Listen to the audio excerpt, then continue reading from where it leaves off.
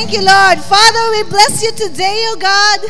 May our dancing, O God, Lord, in our sweet, sweet, sweet presence of your aroma is here, O God.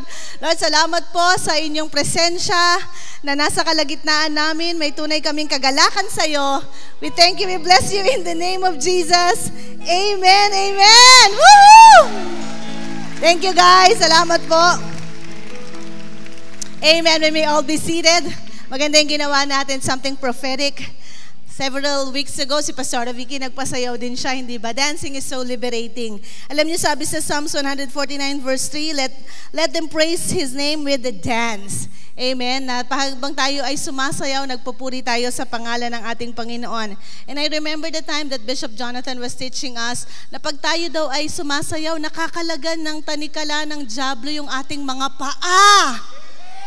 Amen. Kasi kaya yung mga Christian hindi makamove forward sa kanilang mga buhay kasi nakatali yung kanilang mga paa. Yung ating mga kamay hindi natin mataas kasi nakatali, tinali ng kaaway. Amen. Sino dito mga sumayaw? Sino?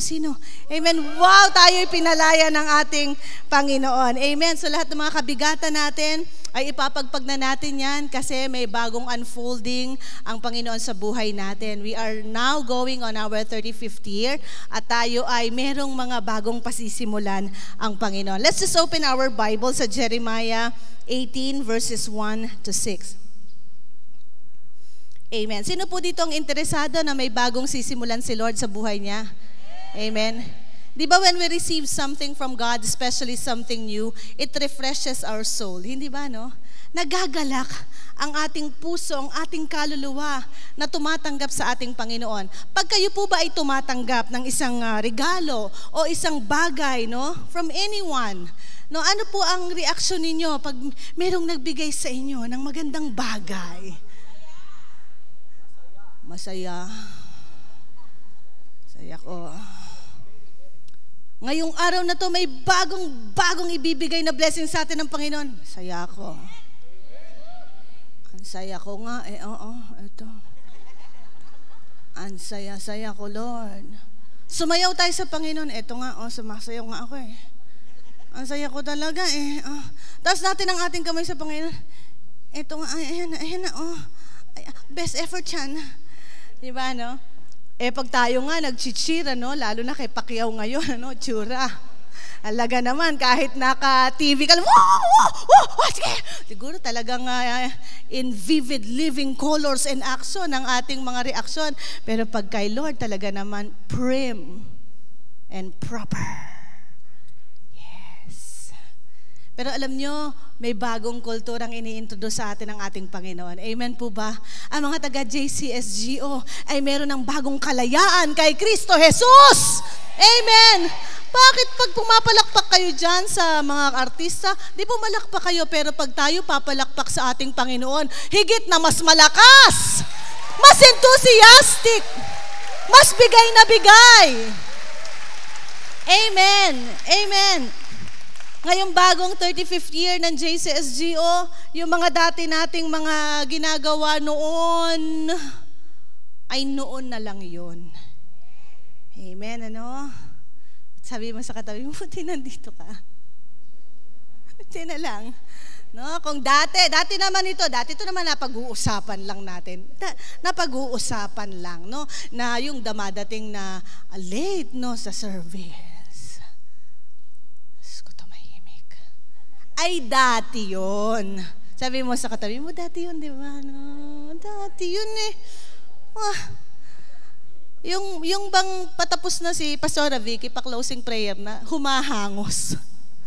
Dati yun. Sabi mo ulit sa katabi mo, dati yun.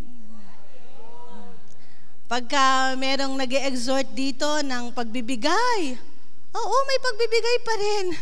Diyos ko, 35th year na, hindi pa ba kayo nakakolekta ng enough? Pwede ba itigil na yan, Pastor Vicky? Hindi eh. Nasa Biblia kasi yun eh. Diba? Pero kung dati, alam niyo naman chinachani natin, Chaning-chani talaga. Baka naman talagang hinahati pa natin. Baka naman may nangungutang pa ng tithes dyan. Lord, pautang muna kasi may sale ngayon eh. Next week ko na ibibigay. Dati yun. Sabi mo sa tabi mo, dati yun eh. Oo, dati yun. Grabe.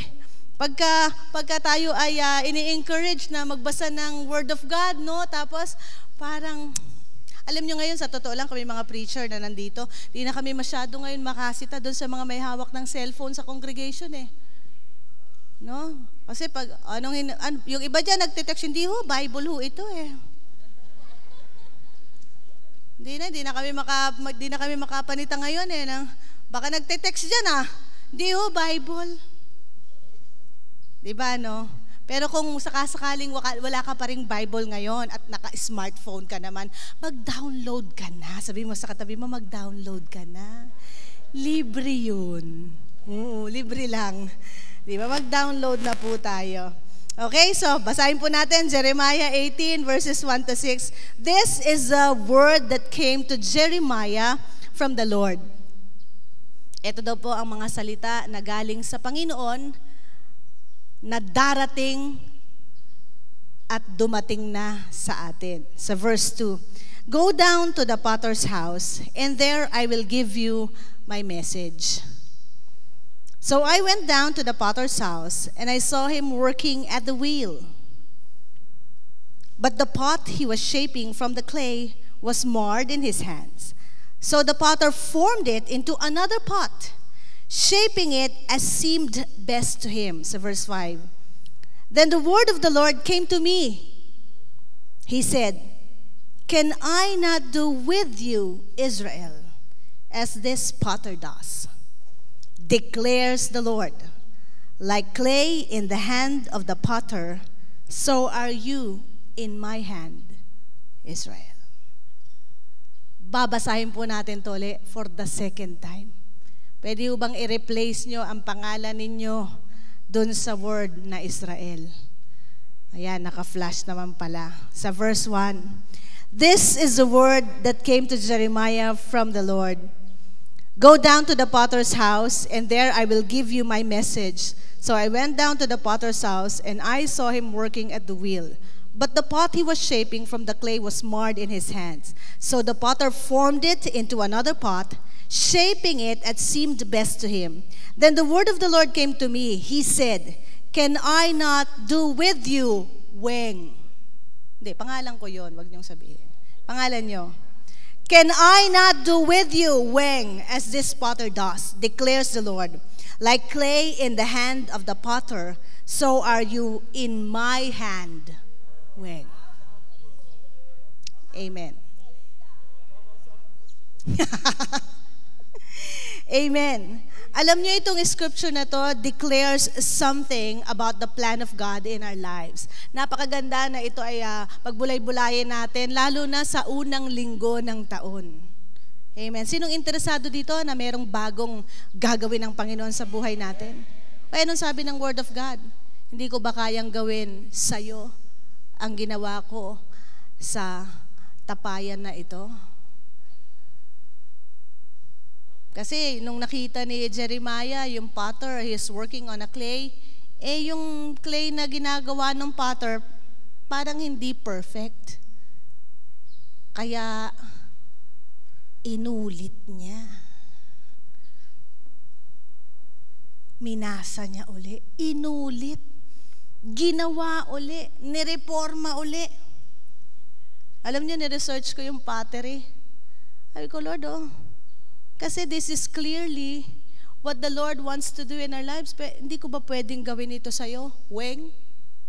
Kausapin mo yung sarili mo, hindi mo ba pwedeng gawin yan sa akin, Lord? Kayang-kayang gawin to sa atin ng Panginoon eh. Diba, no? Meron daw proseso ang pottery.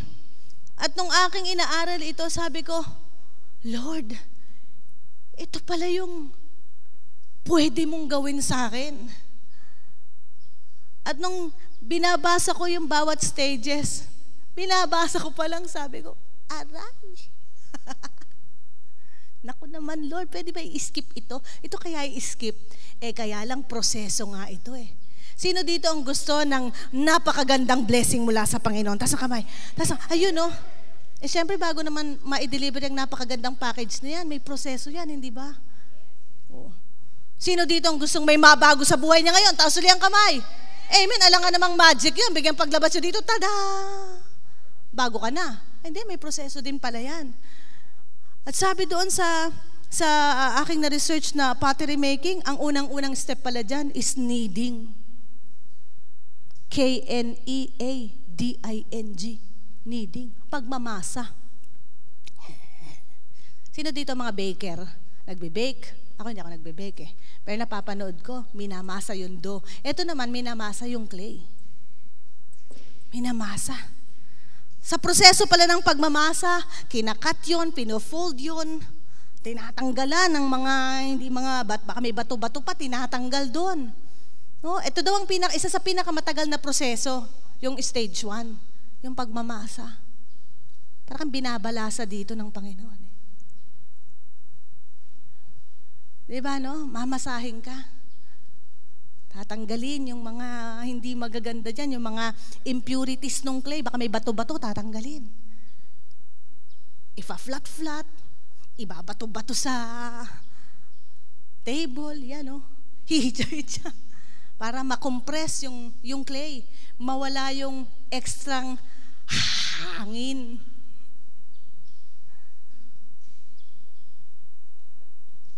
Pinakamatagal na proseso. Naisip ko, Lord, siguro kung magsasalita yung clay, sasabihin, pwede ba? Tama na. Pero clay lang siya eh. Diba, no? Sa kamay ng isang potter. The potter can do anything dun sa clay. Hindi makaangal yung clay. Kahit ilagpak-lagpak siyang ganon, masamasahin siya, tad-tad rin siya. Walang reaction yung clay. But you know, kung ito ay ihahalin tulad sa ating mga buhay, dahil nga tayo ay tao, meron tayong napakagandang mga bibig, no? Meron tayong mga dila, ha? Yeah, minsan pag dumadaan tayo sa proseso ng pagmamasa, kala natin, pinahihirapan lang tayo ni Lord. Lum pala, tinatanggal yung mga bato, tinatanggal yung hangin sa loob. Tinatanggal yung impurities ng material. Kasi baka pag nandoon yon, hindi maporma ng maganda. Yung clay, yung buhay natin, hindi maporma. Tinatanggal pala.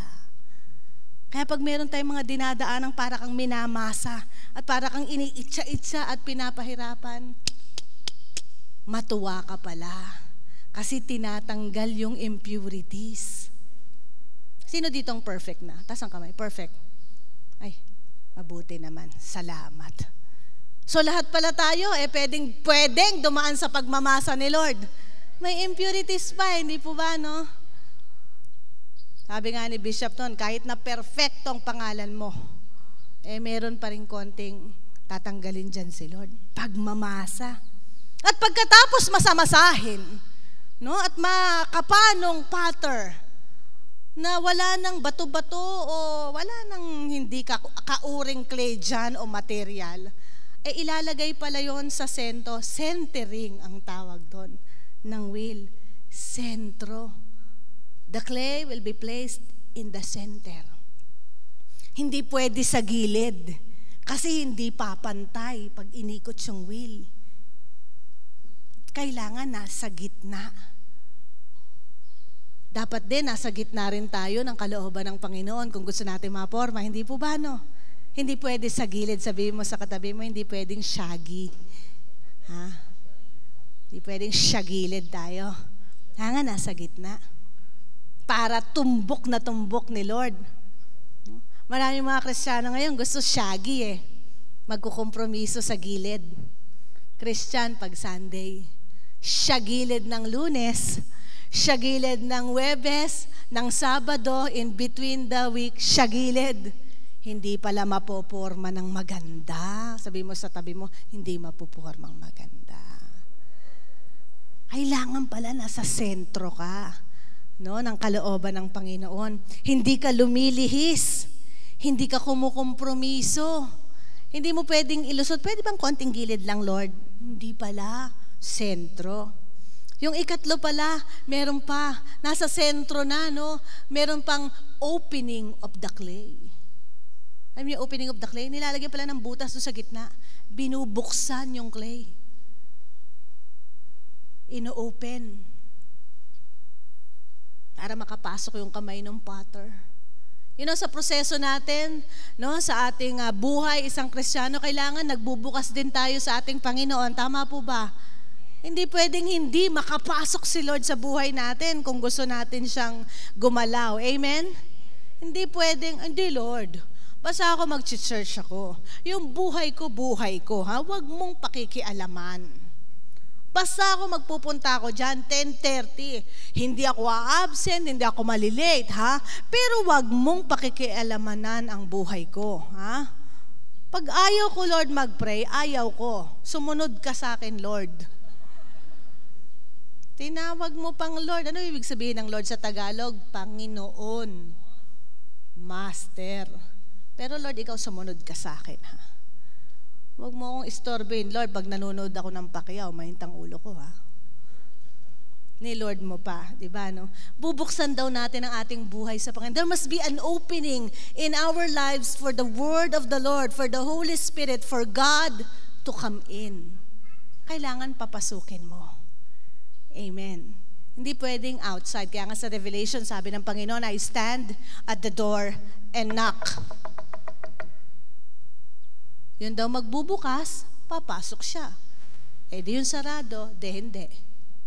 Sino nga dito ang gusto na may mabago sa kanyang buhay ngayon, tas ang kamay? Papasukin. Papasukin. Ang mga tao ngayon, naghahanap na ng magagandang preaching that suits their ears. Pagka medyo matalim-talim ang preaching, ayoko makinig dyan. Boring! Boring. Doon ako sa masaya. Yung puro kasayahan. Yung yung nagpipreach ng milyon-milyon na blessing. Diyan ako. Yes! Pero pag tungkol sa pagpapatawad, boring. Boring. Pag tungkol sa pagtutuwid ng Panginoon, ay, ang tagal mag-preach ni Pastora. Ang daming pa sa kalye. Boring. Nabobore. Sabi mo sa katabi mo, hindi naman ikaw yung sinasabi. Bakit pa naman nakasimangot na? Hindi kayo yun. Nagkikwento lang naman ako. Diba? Ayaw magbukas ng buhay sa Panginoon. Ayaw ipagalaw yung area. Basta praise and worship. Magpupuri ako. Wala namang mawawala sa akin. Pero yung tithing, yung giving, teka muna. Lord, pinaghirapan ko yan. Dugo at pawis. Buwis buhay ako dyan sa mga kinikita ko, Lord. Tapos, papabigay mo sa akin yung tent, may offering pa pag linggo. Teka muna. Guluhin mo na lahat sa buhay ko, wag lang yung wallet ko. Sarado. Sino dito ang gusto talagang buhusan siya ng pagpapala ng Panginoon? Anong sabi ng Biblia? Magbigay tayo, hindi ba? Malakay, chapter 3.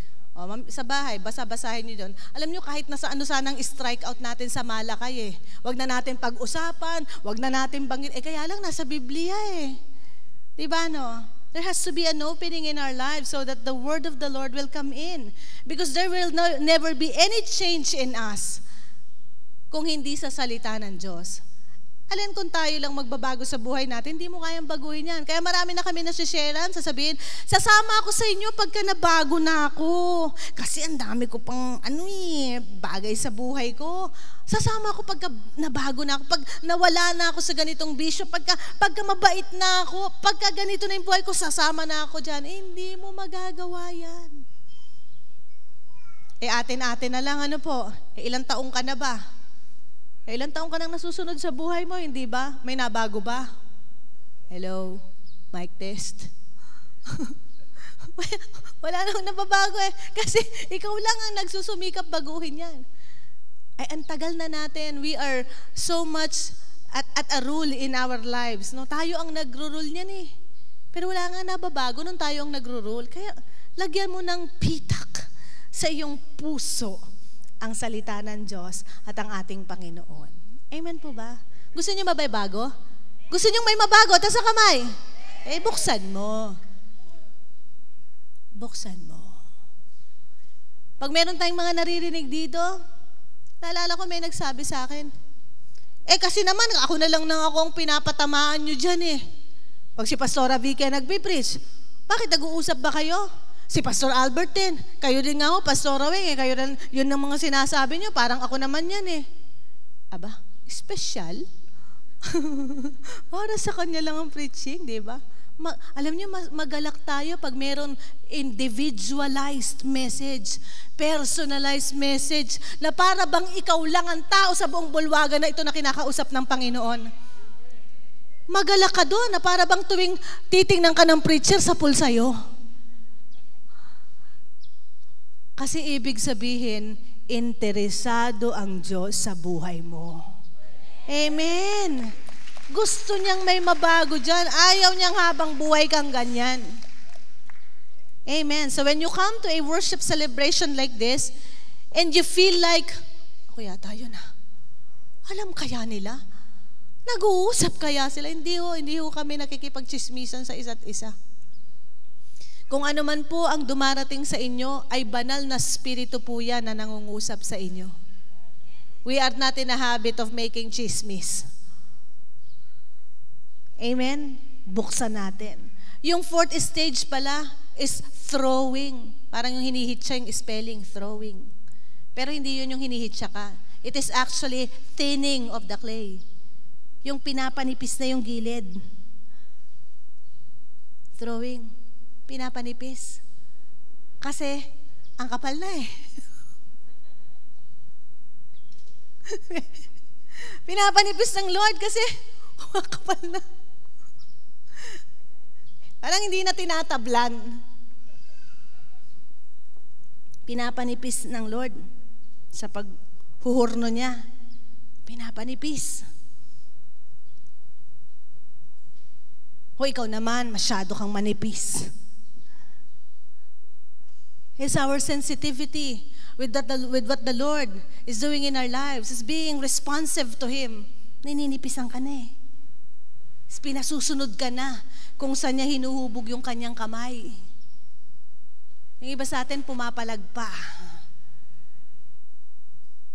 Gusto pa rin nating masunod tayo up to the last sa buhay natin. Well, we can always have a choice. Hindi naman ho tayo Nazi rule dito. Kung gusto mo, yung nangyayari sa buhay mo, sumigi ka. Hala, sumigi ka. Pagpatuloy mo. Pero kung meron kang gustong mabago sa buhay mo, if I were you, sumunod ka na sa pinagagawa sa iyo ng Panginoon. Ano ba pinagagawa ng Lord sa iyo?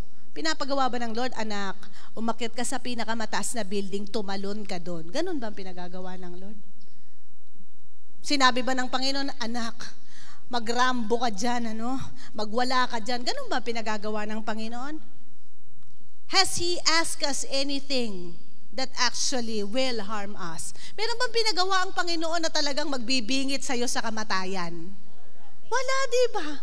Bakit kaya mga Kristiyano, ayaw sumunod kay Lord? Pero hindi naman kayo yun.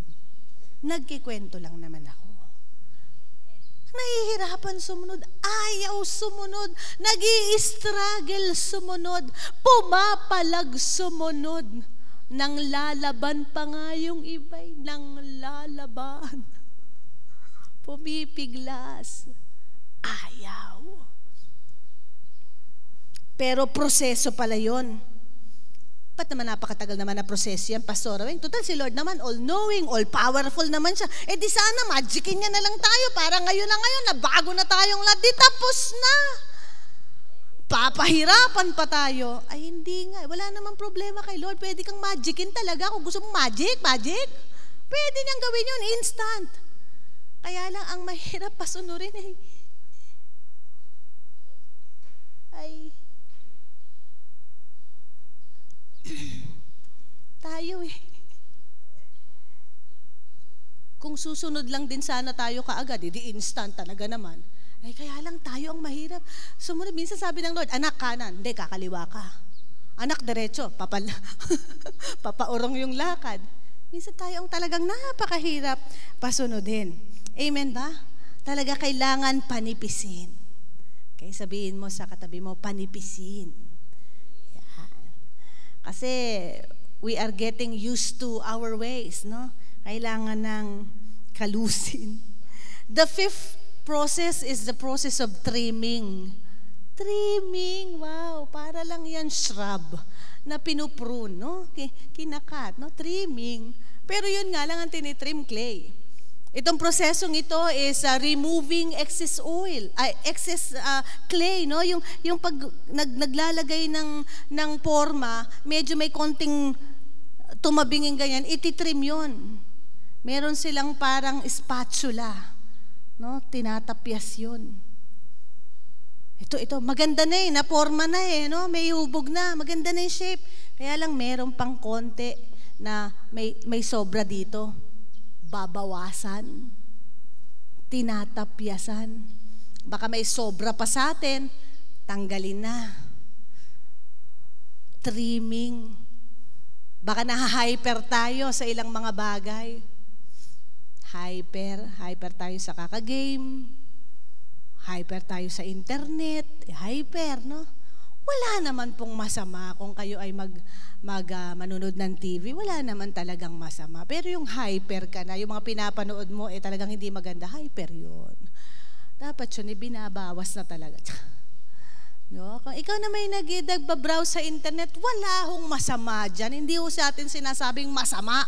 Siguro sabi na, kaya nga ayaw ko maging Christian, ang daming bawal dyan. Wala akong pinagbabawal dito. Wala. Bawal lang ho ditong nakasimangot, sabi nga ni Bishop. Pero pag sobra naman, at ang sinisurf mo, binabrowse mo, tipong mga pornografiya na, tapyasin mo yan. Diyos ko, tahimik na.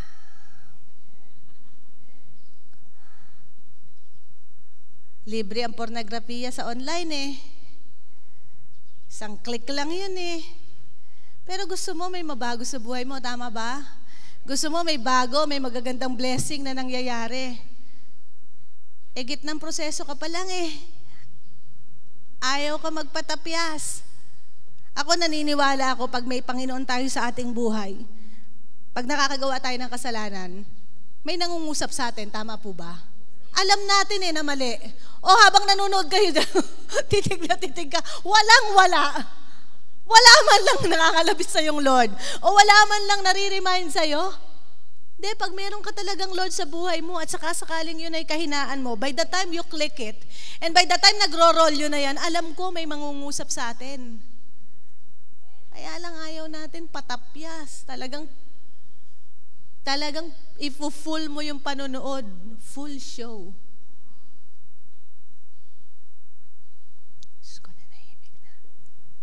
Nakakakaba kayo.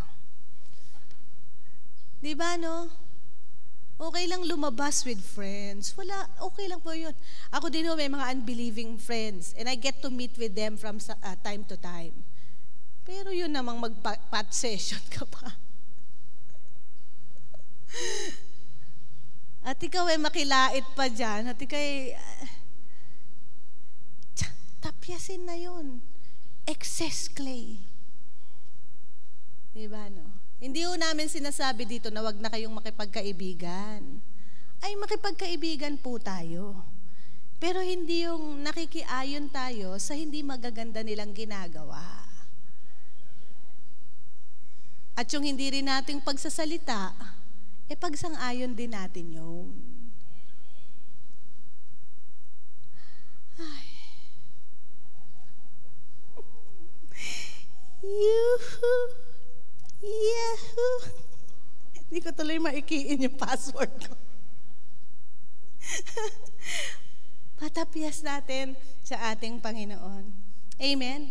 At ito pa yung 6th step. Drying and firing. Katapos kang tapyasan, tabas-tabasan. Abay, idadarang ka pa pala sa apoy. At ang minimum palang firing, 1,700 Fahrenheit, equivalent to 920 plus Celsius, degrees Celsius na init. 40 nga lang, nag-aapoy na tayo sa lagnat, hindi ba? 900 plus pa, degrees ng heat. Ganun daw idadarang yung clay na yon para matuyo. Yan, para kung may excess na tubig, Kasi pag may tubig pa rin dun sa clay, hindi ho yun mamomolde ng tama. Ganon din daw tayo eh. No? Dumadaan din daw po tayo sa apoy. At minsan yung mga apoy na dinadaanan natin, hindi lang malapugon, malaimpyernong apoy. Sa sobrang init at sa sobrang mga tindi. Sino po dito ang may mga pinagdadaanan? Taas ang kamay. Taas ang may pinagdadaanan ba kayo hindi magaganda? Gaano ba kalaki yan? O gaano ba ka-intense yan? Yan yung mga apoy na pinagdadaanan natin. Pero wag daw po tayong mawala ng loob. Kasi pinagdadaanan natin itong mga to para matanggal yung ating mga tubig at hangin at mga imperfection. Matuto tayong tumawag sa ating Panginoon. Alam niyo minsan, ang mga Kristiyano, hindi na ako mag-i-example sa hindi Kristiyano. Hanggat hindi tayo dumadaan dun sa reduced stage natin, yung talagang hindi tayo tatawag sa Panginoon eh. Lalo na when things are doing well with us. Pag magandang nangyayari sa buhay natin, totoo naman, ang sarap naman magpuri sa Panginoon. Tama po ba? Oy, wala akong problema. I can jump. Pwede talaga akong pumuri sa Panginoon. Magbibigay ako ng malaki. Wow.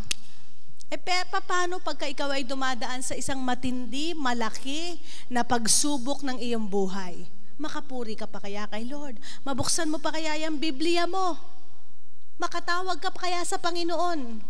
Makapuri ka pa kaya sa Kanya? Magbigay ka pa kaya? Kailangan mo yan?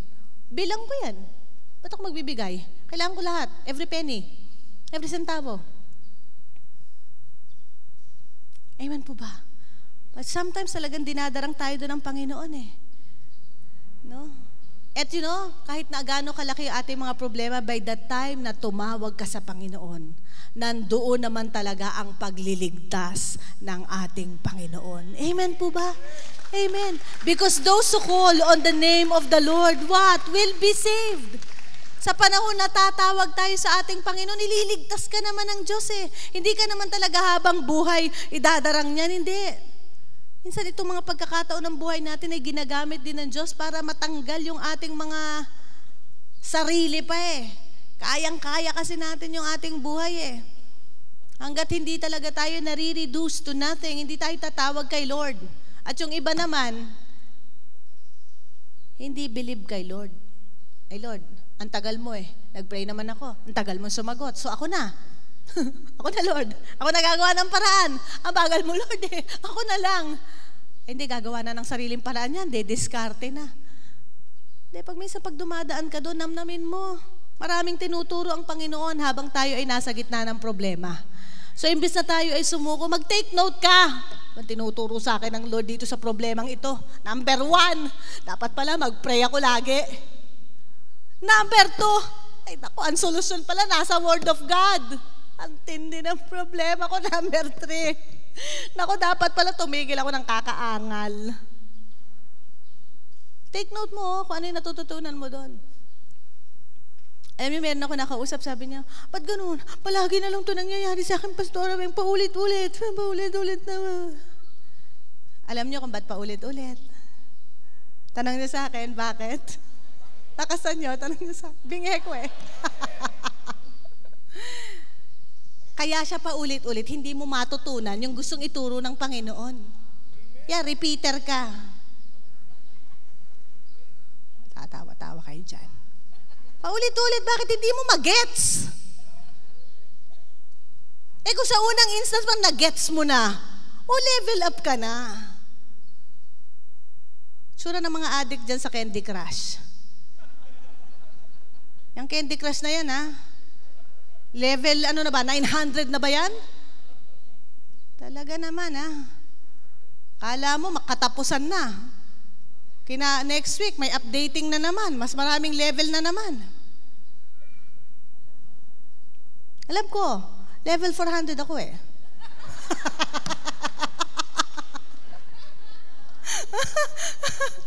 Pambira. Kala mo matatapos ka na. Pero naman ganun din po ang buhay. Hindi naman natatapos talaga eh. Pero may na-stuck up. Merong tumitigil at a certain point of their lives, hindi na nagle-level up. 20 years ka na dyan. Nandiyan ka pa rin. Yan pa rin ang ginagawa mo. Yan pa rin ang habit mo. Yan pa rin ang sitwasyon mo. Yan pa rin ang iniiyak mo kay Lord. Yan pa rin, yan pa rin. Diyos ko naman, 35 years na ang JCSGO. Mag-level up ka naman. Sabi mo sa katabi mo, mag-level up tayo. Lumata tayo sa level na yan. Ang daming ang daming difficulty. I-overcome mo na. O meron pa after drying and firing, smoothing. Wow. Nililiha pa pala yan. Diyos ko, sabi ko, katindi namang proseso nitong pot making na ito. Alam niyo, before nung dalaga ako, gusto ko mag-pottery eh. Kaya lang, pag siguro nababasa ko, ito masyadong matrabaho. Piliin nyo na, makatapos kang idarang sa apoy.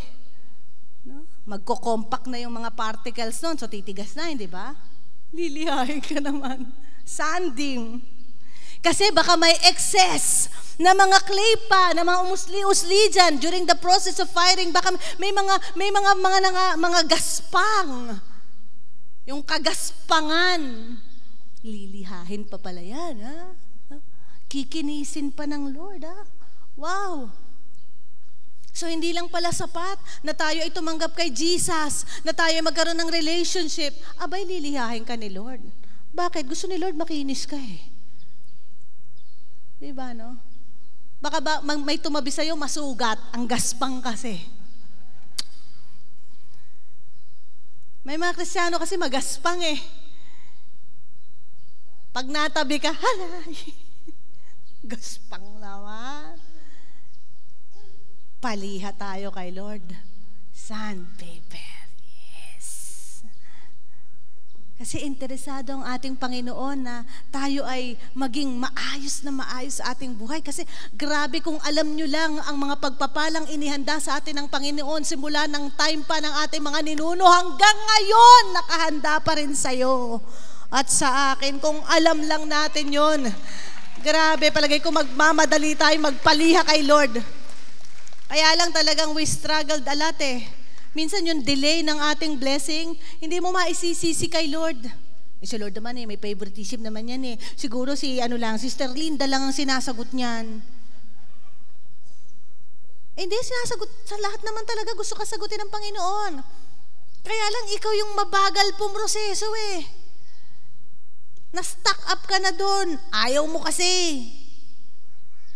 Diba? So may sanding pa pala yun. Pagkatapos ng sanding, meron pa. Ito na yung huli. Glazing. Wow. Pakikintabing ka na. Wow. Ready for display. Awesome. Ready to be adored. Ano? Ikaw ay pakikintabing pa ng Panginoon.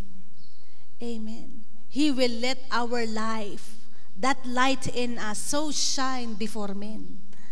Doon lang pala tayo magkikinang, doon lang pala tayo magiging attractive to these people when we have been through all this process.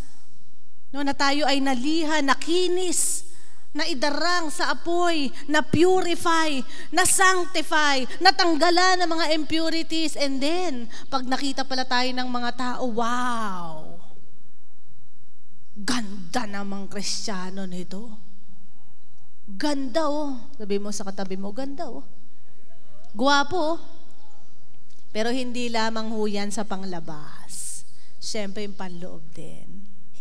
Diba no? Inside and out. Ang prosesong gusto ng ating Panginoon. Madali lang ho magbago sa panglabas. Kung gusto mong gumanda, marami na hong medisina ngayon. Cosmetica, technology, no? Marami na ho yan available in the market today. Kung gusto mo, instantaneous pwede. Pero ang medyo matagal-tagal na proseso yung pangloob na ganda. Doon interesado ang Panginoon na yung buhay natin, hindi lang tayo maayos, maganda tingnan sa labas, pero yung buhay natin, wow! Ang ganda ng buhay natin. Diba, no? Na kahit na hindi naman tayo nawawala ng problema, hindi ko po sinasabing mawawalan kayo ng problema, ha? Pero kung tayo ho ay talagang dumaan sa proseso, sa skill ng ating master potter, no, na tayo ay nagpahubog sa ating Panginoon, kahit na anong problema ang daanin natin, kayang-kaya natin yan kasi tayo ay dumaan sa mga pagsubok at alam natin na pagtatagumpayan nating lahat yan. Amen po ba? Amen. Meron tayong Panginoon na talagang humuhubog sa ating buhay, and He is doing a new thing in our lives. Merong ginagawang bagong bagay ang Panginoon sa atin. Meron din tayong bagong blessing. Ako nararamdaman ko nung tumayo dito si Pastora Vicky at sinabi niya na ito ang magiging takbuhan ng church. Kung nakinig naman kayo ng Word of God noon Sunday, di kayo paypay ng paypay lang dyan.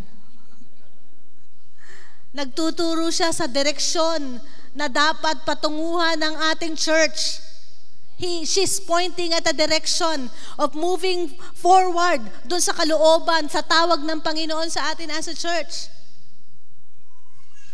Ayoko mag-stuck sa year 34. Gusto ko sumampa sa bagong taon ng JCSGO. Kasi naniniwala tayo, pag talagang nag-flow tayo dun sa direksyon na nilalagay ng Panginoon sa atin, ako talaga naniniwala ako na payayamanin tayong lahat dito ng Panginoon. Amen. Kasi gagamitin tayo lahat ng ating Panginoon so that He can pursue His will dito sa ating lugar Gagamitin niya tayo lahat as a channel of blessing, so that more people will be able to come. Maraming mga tao ang madadala natin sa kanyang ubasan. Amen. Pagagandahin niya ang ating mga testimonies. No, ang ating mga patotoo. Wow, ang Kristiyano daw na walang kwento, walang kwenta. Tanong mo sa katabi mo, nung kwento mo. Ay, 10 years na ako, paupo-upo lang ako dyan Oo. Lagyan mo ng kwenta, yung kwento mo. No? Para yung kwento mo, magkaroon ng kwenta. Okay? Naintindihan niyo yun? Good. Di ba? Sa bagong taon ng Panginoon, maging kapaki-pakinabang tayo sa ating Panginoon. If we have to go through this process of purifying ng ating Panginoon, di sige. Marami pa bang kikiskisin sa buhay natin? Pakiskis mo na. Meron pa bang tatapyasin dyan? Patapyas mo na. Amen? Meron pa ba diyang mga bagay na kinukubli-kubli mo pa? Bigay mo na yan kay Lord. Kung hindi ka pa nagde-devotion, hindi ka nagbabasa ng Biblia mo araw-araw, simulan mo na. May bukas pa naman. Simulan mo. Hindi naman namin sinasabing buong Bible, basahin mo agad-agad. Kung kaya mo naman, why not, no? Why not? Pero kung pakonti-konti, di magsimula ka. Sabi mo sa katabi mo, magsimula na tayo. Start kasi hindi ako marunong bakit? Kailangan pa ng master's degree para magbasa ng Biblia? Magbasa ka lang. Kasi sa papanote pa daw di kahit na one sentence, mag-note ka doon, magsimula ka. Hanggang sa next month, baka 2 sentences na yan. O after 6 months, baka naman 3 na yan. At least you start somewhere.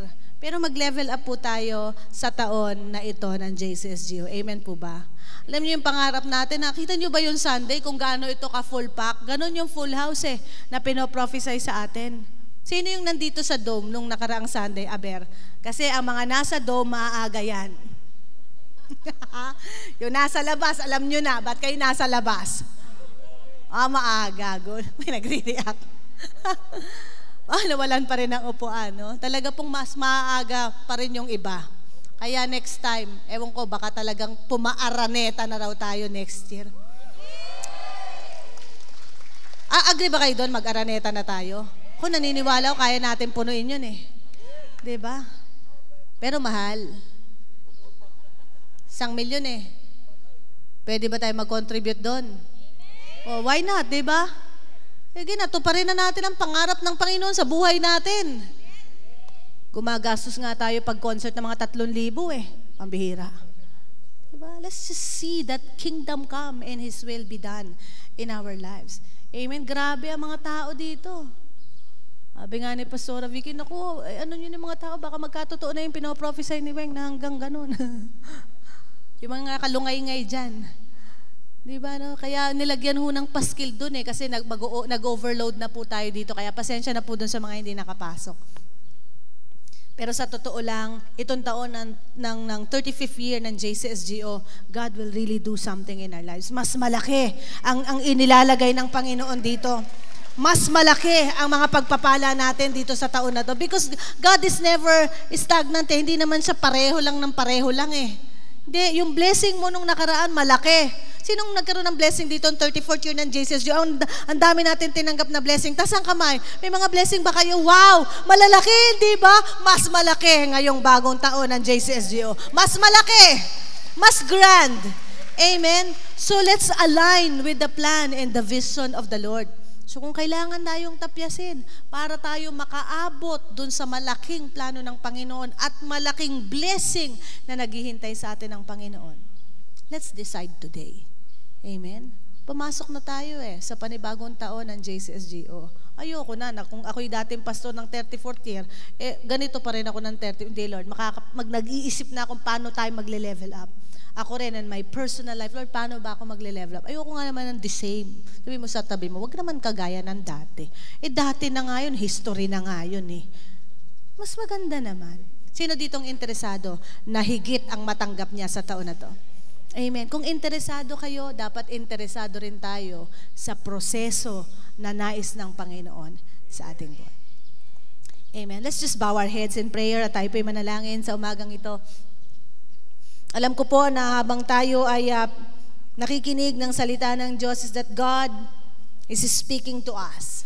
Marami pong areas ng buhay natin ang nais ng Panginoon na magkaroon ng pagbabago. Unless we decide to change, sayang, hindi tayo makakapasok sa pagbabagong yon. We need to really decide this day, Lord, unang linggo ng taong 35th year ng JCSGO, we want to level up. Gusto namin makapag-move forward. Gusto namin ng bago. Gusto namin ng mas mataas na antas ng pananampalataya. Lord, gusto namin mas malaki na mga oportunidad. Lord, gusto namin mas mataas na pananampalataya, mas mataas na paggawa at commitment sa iyong ubasan. Amen. You know, God is so committed to bless us. Sana mag-commit din tayo to pursue His will. Ngayon pong hapon na ito, God is really interested na may mabago sa atin. Hindi masayang tong araw na ito, no? Na hindi tayo nakapag-move on man lang. Paano, Pastora, hindi ko alam kung paano ako makakapag-move on Hindi ko alam kung paano ako mag-goal ng mas mataas. Just decide to make a change in your life. Yung mga pangit, iwanan mo na. Yung kasalanan mo, tigilan mo na.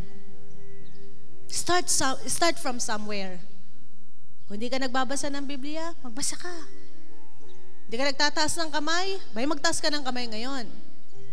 Hindi ka nagpe-pray, magsimula ka mag-pray. Kahit one-liner lang.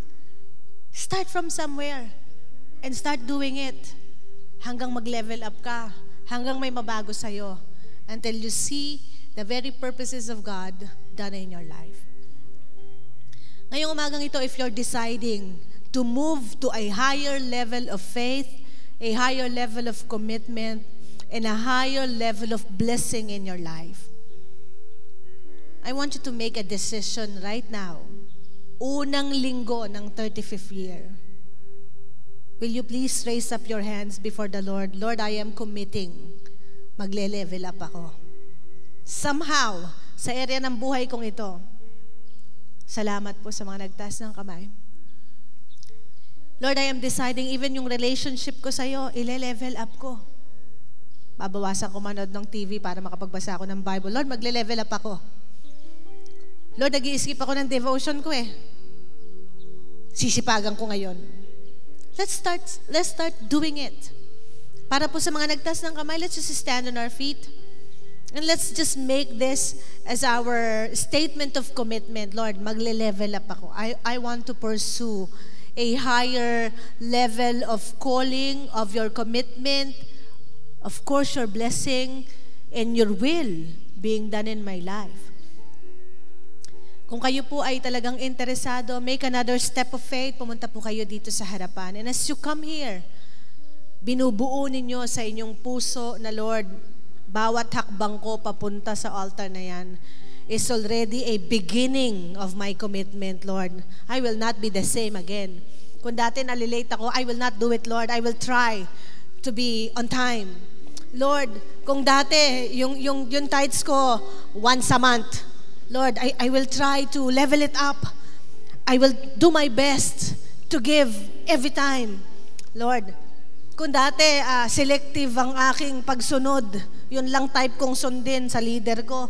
Pero Lord, turuan mo ko na sumunod ako sa lahat. Lord, tulungan mo ako. Just make a statement of faith and commitment.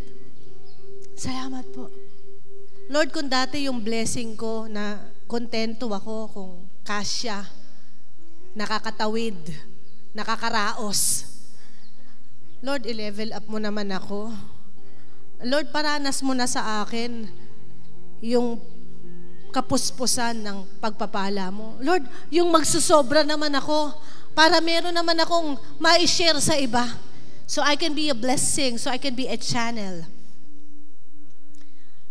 Lord, yung sakit kong medyo matagal na. Lord, I will level up my faith to believe that you are the God who you will heal. You will heal, oh God. Yung medyo duda-duda ko, tatanggalin ko, ile-level up ko yung faith ko.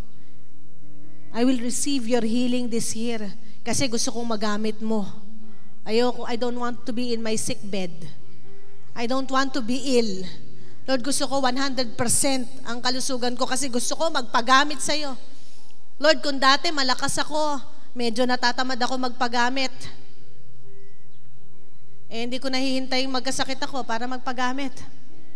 Restore to me the joy of my salvation and renew a steadfast spirit in me today. Para po sa lahat ng nag-commit for a leveling up, taas niyo po ang kamay niyo sa Panginoon and let's pray.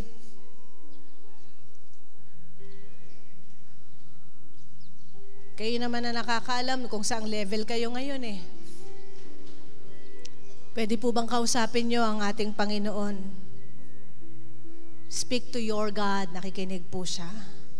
Nasaan na ba kayo ngayon? Saan niyo gustong pumunta? God is listening to every word that you're saying. At kahit yung mga salitang hindi niyo na masambit sa inyong mga puso, alam niya yan. Just speak to God, Lord. Nandito ako sa level na to. And I know that I can do better. And I know I can receive more from you. Tulungan niyo po ako, Panginoon, na makahakbang ako mas mataas. Yung commitment ko, mas mataas. Yung pananampalataya ko, Panginoon, mas mataas. Lord, yung paggawa ko, mas mataas kaysa dati. Father, thank you, Lord, that you will anoint us, O God, this morning for that spirit, O God, Lord, of newness in us. You will do something new, O God. You will do something miraculous, O God. You will level us up, O God. Thank you, Jesus.